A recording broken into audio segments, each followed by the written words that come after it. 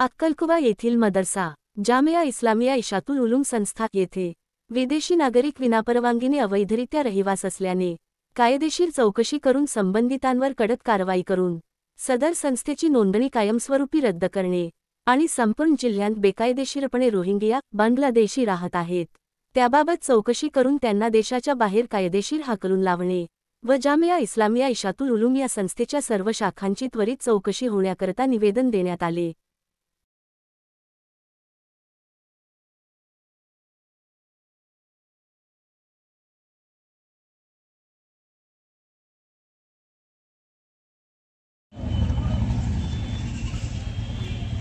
Okay.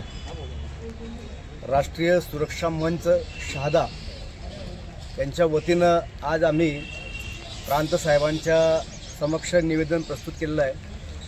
आत्ताच नंदुरबार जिल्ह्यामध्ये बातमी झळकली होती की जामिया इस्लामिया अक्कलकुवा येथील संस्थेमध्ये येमेनचे विदेशी नागरिक बेकायदेशीररित्या अनेक वर्षापासून त्या ठिकाणी राहत होता। त्याला सर्व प्रकारची कागदपत्र उपलब्ध करून देण्यात आली, बनवण्यात आली। आधार कार्ड असेल, पॅन कार्ड असेल।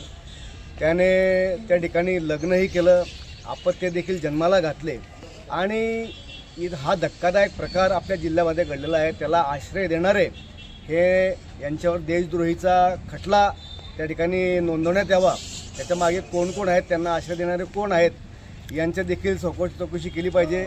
अजून याच्या व्यतिरिक्त भरपूर मंडळी रोहिंग्या असतील, बांगलादेशी असतील, हे या जिल्ह्यामध्ये निश्चितपणे वास्तव्याला असतील आणि त्यांना संरक्षण दिले गेले असेल, त्याची देखील पोलीस प्रशासनाने शोध घेऊन त्यांच्यावर कारवाई करण्याची मागणी आम्ही या निवेदनाच्या माध्यमातून केलेली आहे।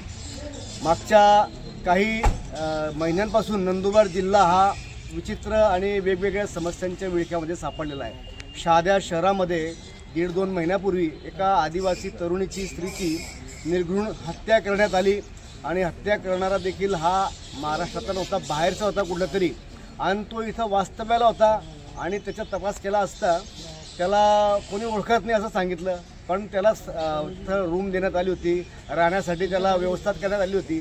तर असे संरक्षण देणारे मंडळी कोण आहेत आणि बाहेरून कोण कोण आलेत हे देखील तपास करणं गरजेचं आहे।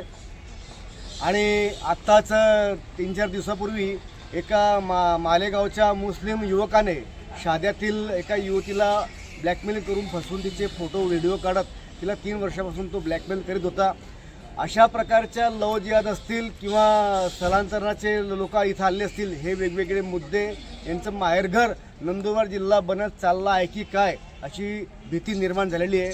पोलीस प्रशासनाला आणि मुख्यमंत्र्यांना आम्ही विनंती करतो की नंदुरबार जिल्ह्यामध्ये विशेष पथक स्थापन करून आपण चौकशी करावी आणि देशद्रोह्यांचा अड्डा बनत असलेलं हे नंदुरबार जिल्हा या यांच्यावर कठोर कारवाई करून यांच्यापासून जिल्ह्याला मुक्त करावं अशी आम्ही राष्ट्रीय सुरक्षा मंचाच्या वतीने प्रशासनाला विनंती करतो।